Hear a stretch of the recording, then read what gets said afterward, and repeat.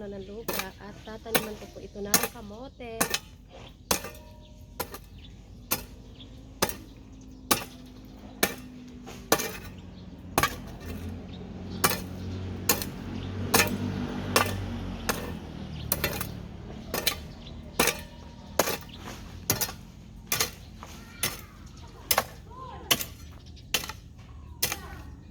Ayan guys, magtatanim pa ako ng kamote dito at ayan po at mag-aano ako ng lupa para makamnan ko na ng kamote yan guys.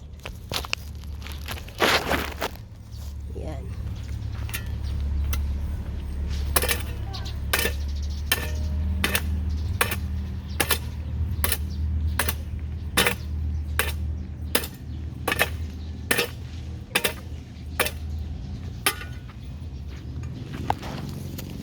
Ayan guys, yan na po yung nagawa kong paggagampol ng lupa at yan, itatamnan ko na ng kamote yan.